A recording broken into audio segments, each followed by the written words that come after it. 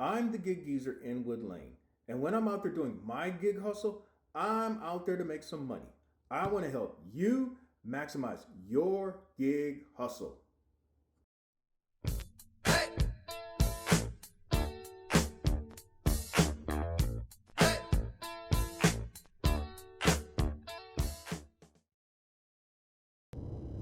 All right, I'm going to apologize up front for the lighting because it is about 8:50 in the morning and I am en route to completing a drive order, which is the catering opportunities provided through DoorDash. Now, the reason why I'm doing this video is because, quite honestly, this morning I thought when I selected this particular opportunity that this order might pay better than what was posted. I've posted a previous video with similar intent, but this one is going to go into greater detail about just doing catering orders with DoorDash. Now, when I first qualified for the opportunity to do catering orders, this was probably almost a year and a half ago. I looked at the nice positive video that was provided by DoorDash, and I got the impression like you were to perform duties as if you're an actual caterer. They showed where you may have the sterno cups or sterno cans and the lighter and the tongs and the forks and the cutlery and all that stuff. And but the biggest thing was that you had to have the accepted size bag to complete their orders. And as a result, what I ended up doing was buying 3 of that size catering bags to start out with, and I've since bought 3 more. And whenever I go to a catering opportunity, I bring no less than 5. Now, I'm going to talk about that first because it has been my experience that some of the places that I've gone, they noted, hey man, you're the only one who's brought a bag and all. Most people just come in and that's it. And that is common with a lot of the catering or just deliveries in general. The contracts, the terms of agreements state that we must bring hot cold bags with us, or the restaurant would refuse to hand over the food to us, and it is possible that they could report us. Now, I'm going to touch on a couple of the 2 main requirements that I do know that will get you into the threshold to be considered for drive deliveries with DoorDash. The first is that you must complete a minimum of 200 of lifetime deliveries. The next requirement is that you must have a 4.7 or better driver rating with DoorDash. From there are some other metrics that are kept up with your drive deliveries. The main one is completion rate. At least from what I recall, you must maintain at least a 90% completion rate of the drive orders that you accept. And they go back 20 orders. So you must complete 18 of 20 orders at all times in order to still be eligible to complete the drive deliveries. The other metrics of arriving or pickup on time and arrival at the drop-off destination, well, you may not have to worry about your eligibility with those 2 metrics. I'm going to share with you my first drive order experience. That was a Carrabba's at a mall area on the northwest sector of Columbia, and it was an evening drop-off. And not knowing anything, it seemed like I always get the worst experiences in the beginning. So I've already set you up for this. But I waited like 45 minutes before the order was ready for delivery. I contacted Drive, I contacted DoorDash, I even contacted the people whom I were to drop off to let them know, hey, look, the restaurant is slow and they don't have anything ready. But when I got the order, they had the tongs and the sterno cans but they didn't have a lighter. So I got the impression from my first experience is that you basically had to perform the duties of a caterer. So I would say that I was naive enough in my early days of doing drive deliveries of carrying stuff like that. A lighter, what else? Tongs, extra tongs, silverware, napkins if the restaurant did not provide them, because some of them have been slack and don't provide those things. But the best thing that happened for me was the pandemic, because then I didn't have to worry about that stuff again. Again, I apologize about the light and all. It is almost 9 o'clock in the morning, and I'm on the move trying to put together some content for this video. So yeah, that was not the best experience. DoorDash did surprise me because I did not know, but they bumped my pay $5. So I think I made on that first experience like $31. I am literally right down the street from this pickup location. This particular restaurant, it's a place known for their chicken tenders, PDQ. I've never had anything from there, but it has been my experience with these guys. They always have their stuff. They always have their stuff together, and I would say 9 out of 10 times that order is waiting on you when you get there, and that's, of course, that's a good thing in the delivery world. But what I wanted to share was, first of all, well, how do you know what's a good order and what's a bad order? Quite honestly, there's too many things that go into this to really tell. I mean, you really can't tell. I have been pleasantly surprised, and I have been disappointed, and I have been not surprised. So it's a little bit of everything. This particular one, this order is going to a location nearby a football stadium, and it had one item, which meant that it was multiple items of the same one, and the tab on it was $599. So I'm thinking that, hey, maybe this one might pay a little more than what it's stating. And the stated amount is $23.07. Well, no, it was $21.07. No, it was 23. It was $23.07. So that tells me the only possible bump that I'm going to get is if I get to the drop-off location within this 5-minute window that DoorDash allows, which is that you must be there within 5 minutes of your destination time. So that means today I have to be there by 9:40. I would qualify for a $2 bump if I'm there by 9:35. Okay, I'm at the location now, and so what I will do as a practice, I will go inside, let them know that I'm here for the catering order. Then I'll find out what is it that I'm having to deliver. Now, I have a full-size car now, and so I know that this car has a good bit of space. But what I'll do is that will tell me how many bags I need to come in with. Some orders and some places, they'll have boxes prepared, and actual boxes for you to take with you, and so that'll give me a good idea on what I need to do as well. When I had an SUV, I didn't even worry about that. I just made sure I had enough space, because I had a couple orders that took up the entire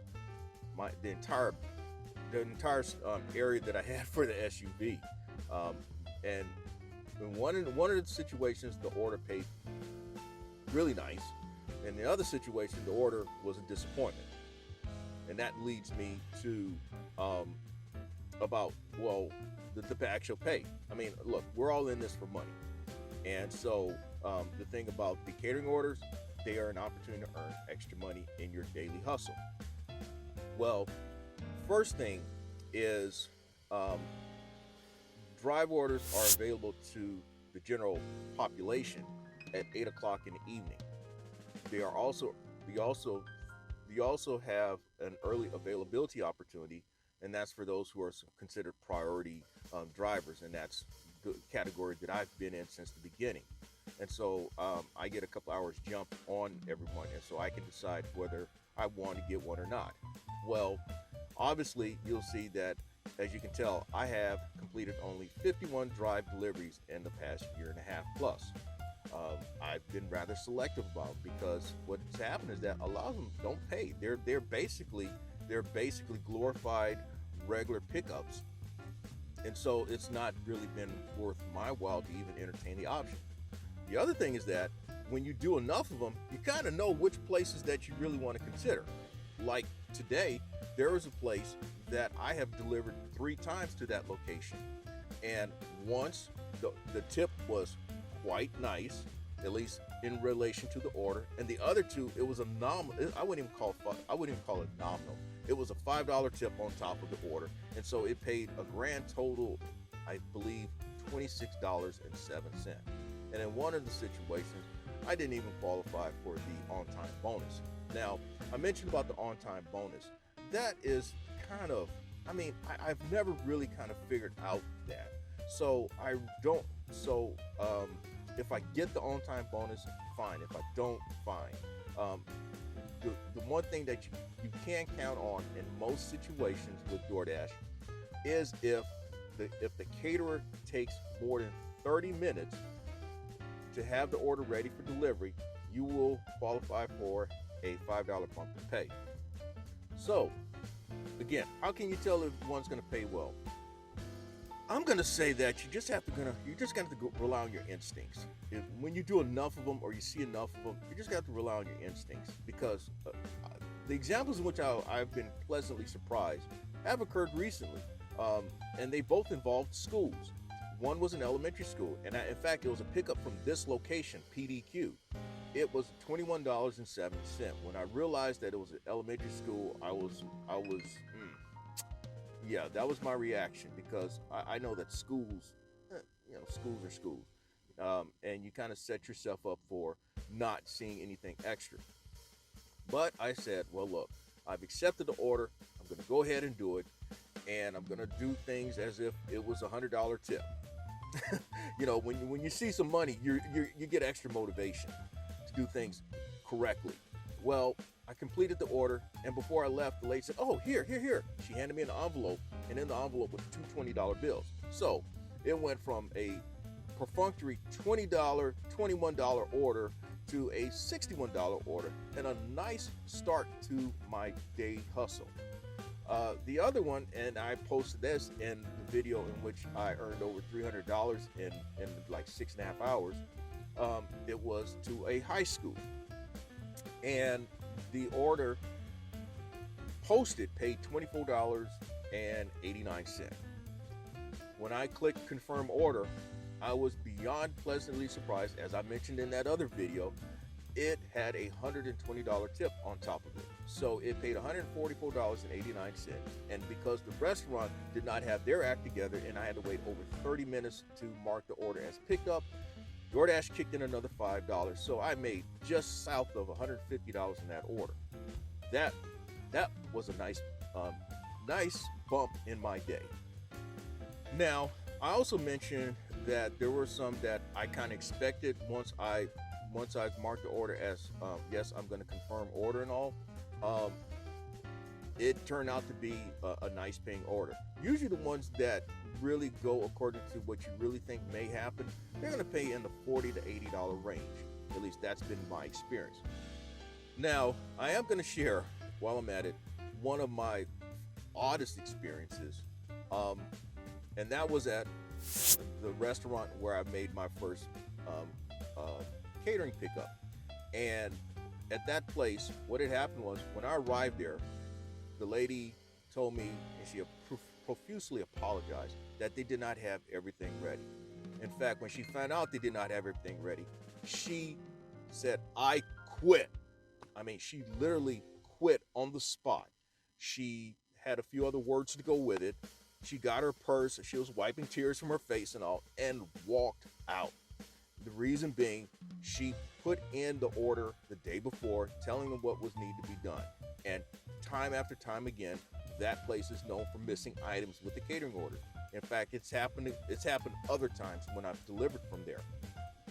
Well, the the former bartender who had become the assistant manager had to finish everything up. So she told me, well, you could go ahead with the order and call it a day, or you can come back and get the order. Well, I decided that I would take what I had and tell the people that, hey, they messed up, and that I would go back, and I told them that I was going to go back and get the remaining contents of the order, or remaining items of the order. And so that order is going to pay $40 as it was. But because I had to wait so long and all that stuff, and I contacted DoorDash about it, they gave me a hard time. And so I ended up cursing out those people. But when I marked the order as delivered and later that afternoon, I noticed that order paid more.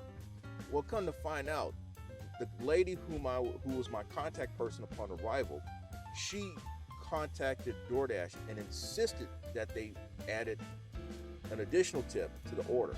I happened to find out about this because I ran into her, or she noticed me when I was at it's actually a Firehouse Sub for a pickup, and she said, "Hey, you're the person who delivered to our place and blah blah blah." Oh yeah, I remember that one. Yeah, that was my reaction. Yeah. Well, I told them to tip you more, and so that order actually paid $80. Well, I tell you, early morning is not a good time for me. I've never been a morning person, and as it is right now, I'm not doing a good job of being prepared with things as I put together the content for this video.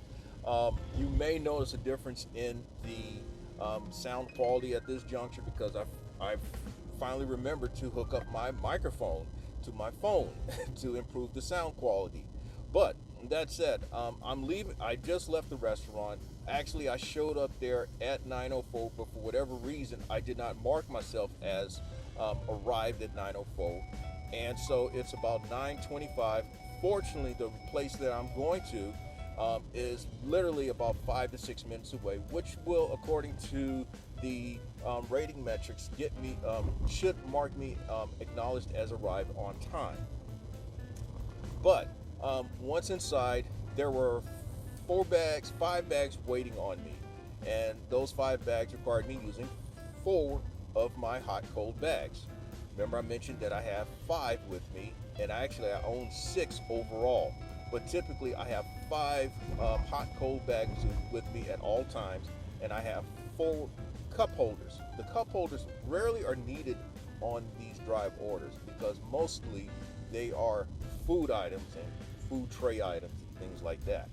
Unlike another gig app, Roadie, where vehicle may affect your ability to get orders or gig opportunities or not, and using Roadie's vernacular, DoorDash does not make a certain requirement of vehicle.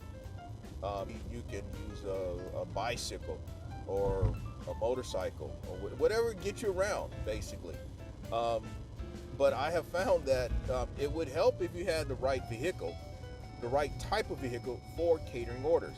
I think, in my opinion, an SUV, a truck, or a full-size vehicle are probably the more ideal vehicles to use. But that goes back to the individual situation. I mean, Focus showed up in smart cars, Priuses, you name it, and so you do what you have to do.